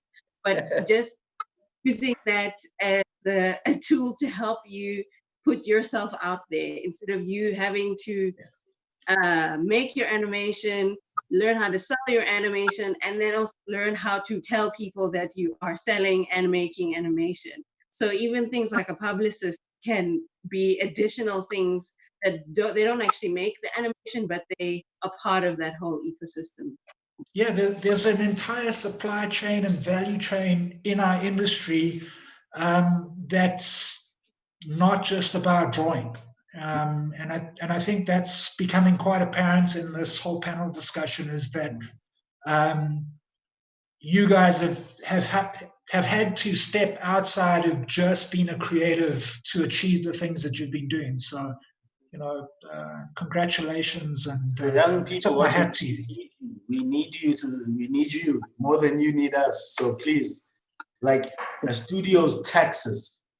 Do you understand what a big deal that is? And if I have to stop working on the show that is due like in a couple of weeks to work out on our taxes take time. Yeah. There's a lot of stuff that goes into making a film. Yeah. Like, for example, this competition that I said we won, we are not able to access that funding unless we have things like what is it called when you tax clearance certificate. All your this long document that's got all your records. So we have to do all that. When we meet now I'm meeting with an accountant. I did accounting, yes, in grade 11, grade 12, but that's not enough to help me, So we meet with the accountant. The accountant has to explain to me all the things we're doing. How is the business itself performing, never mind animation. And then we can set through these documents, and then we can access this funding that we want, and then we can actually do the animation. So it's like a whole process. Yeah. Guys, thank you so much. Before we kind of end off and summarize, I want to jump to some of the questions that have been asked on the live feed. So George Nisbet, his comment was support Black business and African aesthetics in film. It's more of a comment, but I think maybe we could use it as a question. How do we support Black business and African aesthetics in film? I'll jump to Lesego. Okay. George Nisbet is one of my interns, actually. Yeah. Crazy person. But okay, as an African and a business owner, you know, like the first thing that we have come across, especially with partnering with Dipopai, is that even famous artists, because for those that don't know, the fastest learning tool in any filmmaking, but especially in animation, is music videos. It's short turnaround, and you have to do like a story. So we do a lot of music videos. Even artists who are under Universal don't want to pay the rate that we actually charge. So we end up having to undercharge just because we need to be able to pay the people that work for us. You know, that's something that I've introduced through this partnership, is that we will not do everything. We get layout artists, we get more animators, we try to grow the studio, even if it's just for a couple of weeks. The studio is bigger than it was, and then it shrinks again. It gets bigger, then it shrinks. It's like breathing, you know? So it's to not say, well, firstly, you need to understand the value of art. When I was living in France, I realized that when a child shows interest in art at the age of 3 or 4, they support, because it's one of their oldest professions, you know? Da Vinci was an artist, so they support it and they take it as seriously, if not more, than a doctor. So we need the kind of support and understanding that this stuff takes time. It's not just, but you'll just draw it again. And we hear that so often, but and just. It's just draw it again, but it's just, So it's actually come to a point where we are starting to work with international people subcontracting us, because they know the value. When you charge $150 a day, they're like, "Ooh, you're actually so cheap." You're like, yeah, exactly. Yeah. Whereas if you do that here, it's like, but I thought the music video would cost 5,000. Like, but what? How? Yeah. But here's another question, Lesejo, just on that point. And maybe this is kind of geared towards parents of young Black creators. Like, I know from having spoken to Black friends of mine and peers of mine that, they want their kids to become doctors, lawyers, accountants, architects, and it takes a lot of convincing for Black creators to say, parent, mother, father, this is the career I want to pursue. Is that maybe not a starting point, in terms of supporting Black businesses? Yeah, it gets to a point where it's about animosity at home now. Before you can get, it's not even about your way. It's, before you can get to study the art that you want, it becomes tense at home. But Triggerfish is actually, for the young people out there who are having this problem, because I know you're having this problem with your parents, Triggerfish has created a course called Training Your Parents or something. It's online, it's free, it's on YouTube, where they speak to different artists and how they convinced their parents into, letting them study this thing that we do. This very lucrative, amazing thing. Like, imagine you get to make cartoons and you get paid reasonably well, I'd like to jump in with this one. Sorry, there's noise in the background. But I had a different experience. So the rest of my family didn't quite understand animation, but my mother was actually quite supportive. I remember when I was growing up and being one of those children that draw all the time, I actually wasn't, I wasn't reprimanded and told, no, you must stop drawing, you must finish your homework, whatever. My mom was actually quite supportive, where she went and helped me find places where I could job shadow. I remember I job shadowed at a place called Bug Box Animation. And Daniel Snadden was also there. He told me a bunch of different stuff, animation. She is a doctor. My dad is also a doctor. He rest in peace, my dad. But I never had that thing where you must also be a doctor. I never had that experience with my family. And one of the You're one of the lucky few. You're one of the lucky few. Yeah. Majority of us have to have this fight. That's true. For how parents can support their kids is watch. Like what my mother did is she watched me. For whatever reason, I just didn't get over drawing. When other kids get over it, I didn't. That's one thing a parent can do, watch your kids. The other thing they can do is talk to a friend who's a friend who has a friend who works at SABC, who works at, to help your child get to know someone who's at least Cabello, near. I've met your mother, and she's a very level-headed person. I can understand how it worked out for you. Like, she's the kind of person who says, "Mwanaka, make me understand," whereas others are not. You know, where others are not. Like, just art means no money. You're super lucky. And to be honest, it's not necessarily just like a black thing. Yeah. My dad, when I told him I wanted to go into a creative industry, was like, no. You will study what I want you to study because I don't see a career path for you. And it took me like 10, 15 years to be able to come back to the industry that I really wanted to be in. So I think there's some shared experiences, but I do think that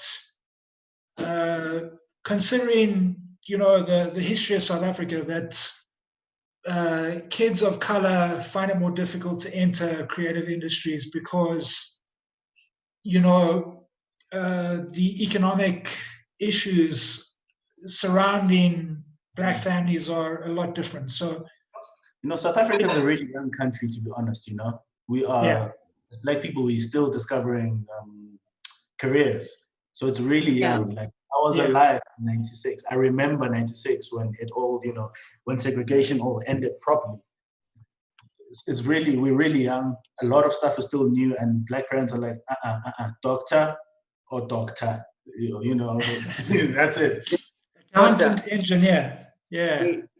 Can I just say something? First, there was quite a cool story about these kids that are in your class.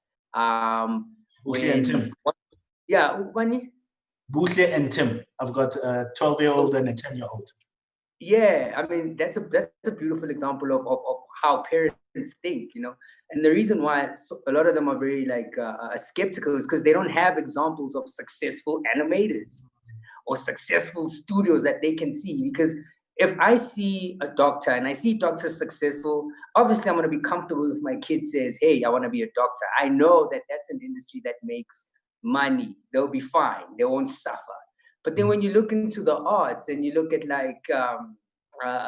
animation, for instance, which is something that they don't know much about. We only just discovered animation. I think it's still fresh for us, But just going back to the story, the kids came and the first question they said to him that came from their parents to Foster was, "How much do you get paid?"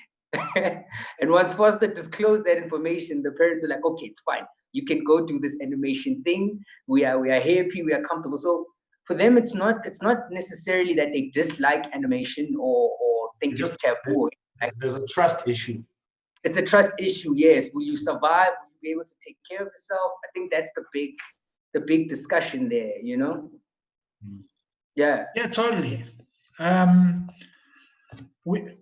We've actually gone over time, so I want to jump into a couple more questions before we wrap up. The next one is from Primo Motibi.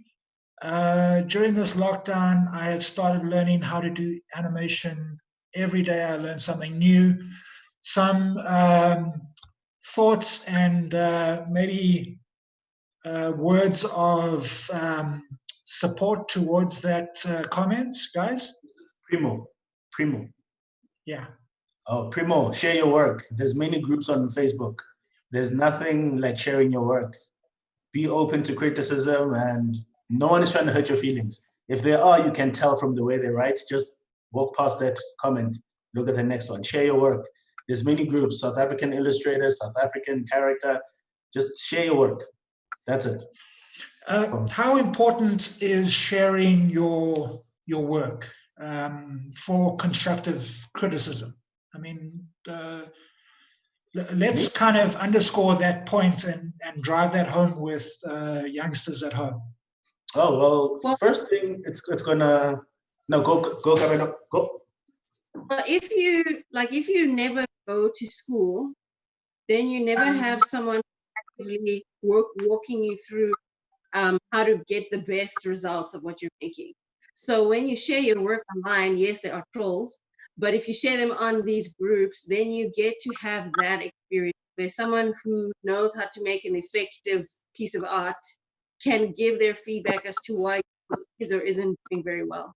Whereas if you're in school, then you have that experience. I mean, it's still limited because your teachers have one kind of perspective, but when you share online, then that's when you get to have that experience, especially if you're in a place where you can't go to animation school for whatever reason. Yeah. Cool. And then the last but not least, Tebogo Mareki asks us, is there a platform where we can sort of get some advice in terms of entrepreneurship in animation? I am currently learning through trial and error. I have my own company. Kabelo has a podcast. She has a weekly, monthly podcast. So go there, Tebogo Mareki. Listen to someone who has cut her teeth repeatedly. Podcast. And every now and then on my Instagram, I will share literally something that I just learned, something that made me mind blown about having a business. Otherwise, things like this live stream, join these sessions for the next week. Yes.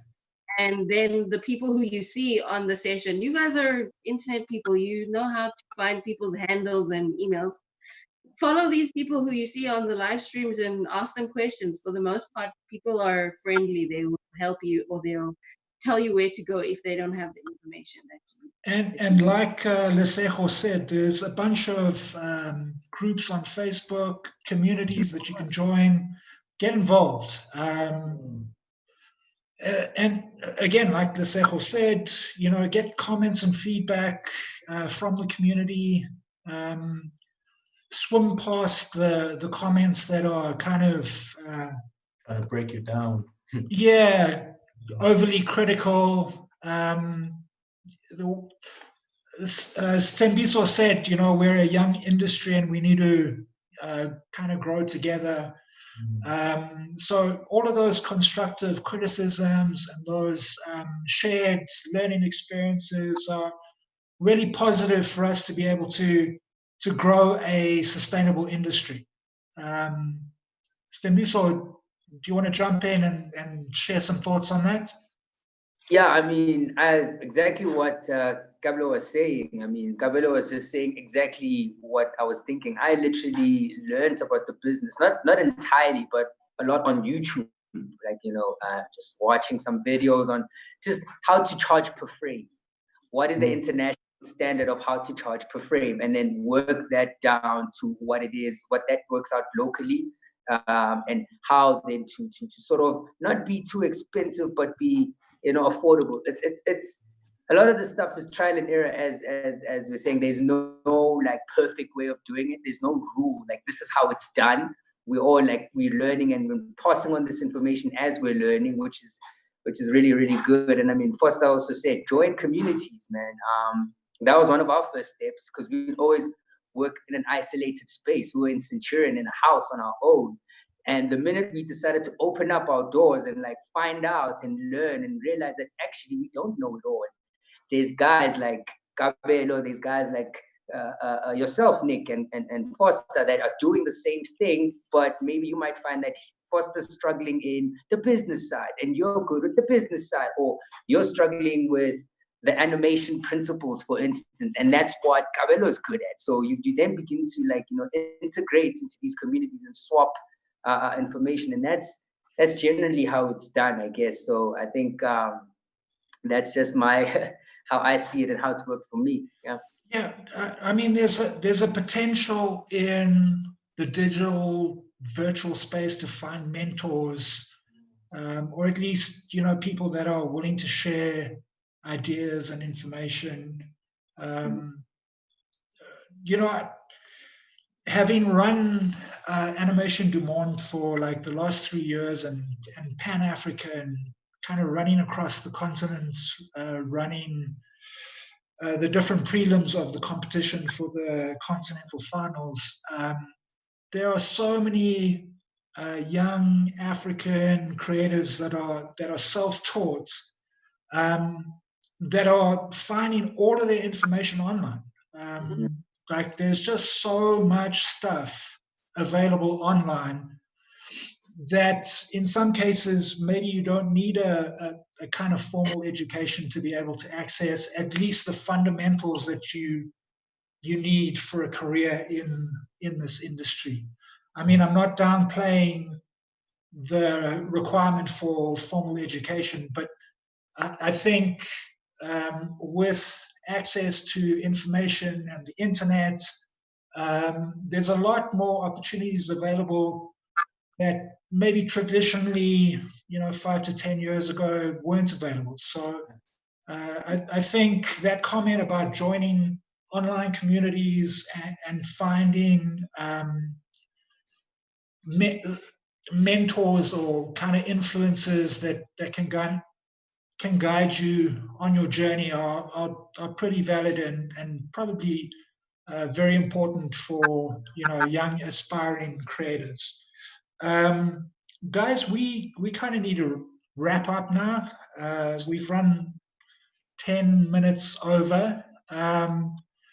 Let's just quickly cycle through all of the panelists. Stembiso, let's start with you. One final thought or point that you just want to share with everyone that you think is kind of important in the context of youth in animation? Over to you. Yeah, man. I guess it's just reiterating the point. Like, as you said, we've got YouTube, we've got resources more than what we'd had, say, 10 years ago. You know what I mean? Let's use those resources. Do more research around animation. Find out how you can actually get better, how you can learn. I mean, coming from someone that traditionally didn't complete school or have the requirements as you say and did it himself, I think there's a lot of right now where we are, there's a huge space for you to not limit yourself because you can't afford school fees or whatever, but YouTube, online, go online. There's all these resources that exist. I mean, Foster mentioned Triggerfish and what they have. Kabelo also mentioned her platforms. There's all these platforms that are available for you. And yeah, man, just don't be afraid to make mistakes. It's fine to fail. It's okay to fail. We failed so many times. We're still busy failing, but it's in that when you pick yourself up, you're gonna be better because you're not gonna want to fail the same way again. So also just failing never ends. I guess that's basically my biggest thing. Failing never ends. So get comfortable failing because that's how you improve. You know, that's how you become a better person, a better artist, a better creative, a better person in business. 100% agree with that, man. Yeah. You can only judge your success against your failures. It's kind of the yardstick of success is how far you've overcome your failures. So I think that's a great kind of sentiment, piece of advice for young creatives. Kabelo, let's jump to you. A final thought? I'll give my final thought and then I'm gonna love you and leave you guys because I have another meeting now at past. For me, I would say where you are and what you have is actually enough to get started. And it could be something as simple as pencil and paper, an idea, and that's all you have. That what you have is enough to get started. And that's the thing that's been keeping me, because sometimes we think we have to have certain things in order to be able to do whatever it is that we are imagining. The fact that you've imagined it and the fact that you have whatever tool you have is enough to get yourself started. And I guess the only other thing I will say is if you're the kind of person who prays, then pray. And then also never lose the love that you have for animation in spite of all the other things we have to do. Don't ever lose the love for animation because we do it because we love it. So yeah. So I'll love you and leave you guys because I got to go to a meeting. Thanks, Kabelo. Yeah, I just wanted to kind of expand on what Kabelo just said. The barrier to entry into the creative industry is, in terms of skills, paper and a pencil. In terms of technology, yeah, there's a slight disadvantage there. But if you look at countries like Japan, where they also started at some point, way behind the curve in terms of the animation industry, they actually developed their own style and technique of cutting costs, where anime and manga, they literally halved the number of drawings required per second, which was more cost effective than traditional animation.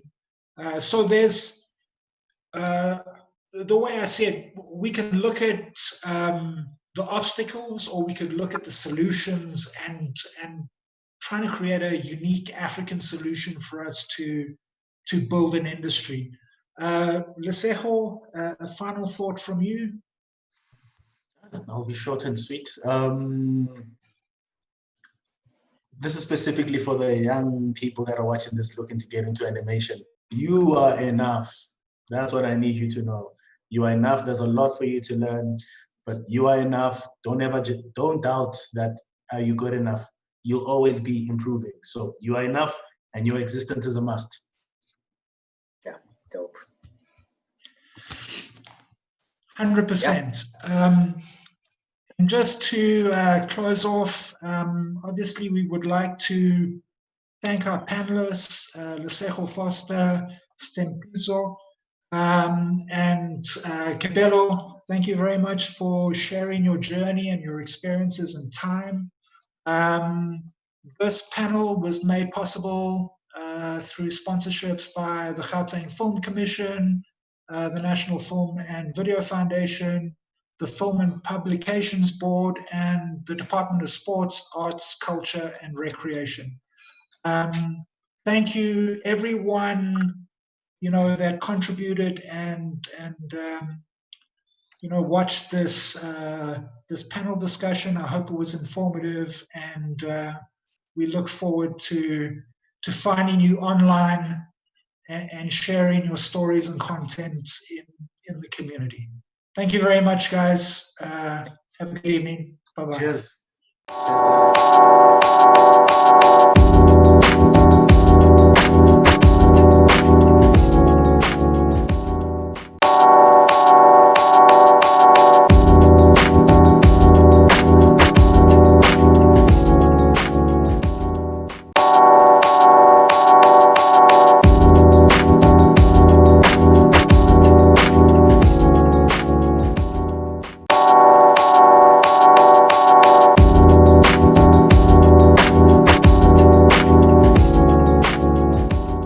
Gauteng province has created a relief for the benefit of individuals within the sports and arts sector. This is out of the realization that sports and arts continue to be one of the sectors that is hardest hit by the COVID pandemic. And in this regard, as a caring government, we have found means of how we can create some form of relief for individuals within the sectors, but also possible job opportunities. And in this regard, one of the things that we have done with all the national events or national day events that we do have, we've made them virtual and are still able to employ and work with various artists and sports individuals. And this has been done from our Human Rights Day, our Freedom Day, and now with Youth Month. We continue to integrate artists and sports individuals within, so that whilst COVID does not allow for major events to take place, by going virtual, it enables us to still be able to utilize these skills and showcase the talent that the province has. With regard to the Gauteng Relief Fund that is created for individuals within the sports and arts sectors, this is a relief fund of 28 million, which we seek to find individuals who work within our communities. These may be individuals who teach art classes within communities, who coach soccer teams within communities, netball teams and so forth across the various sporting codes. These are the individuals who play a critical role in the development of our communities. These are people who ensure that our communities keep fit and, more importantly, are engaged within positive recreational activities. Our fund is geared at all these people, and all we ask is that you come and apply, visit our website, visit our social media pages at Gauteng SACR, that's at Gauteng SACR, and you'll be able to get more information. We really want to make sure that we assist these individuals because we appreciate the work that they do in our communities, because it is in line with what government seeks to do, and we want to make sure that people continue being engaged within positive activities such as recreation, within arts, within our sports, and so forth. So please do apply. This fund is for you.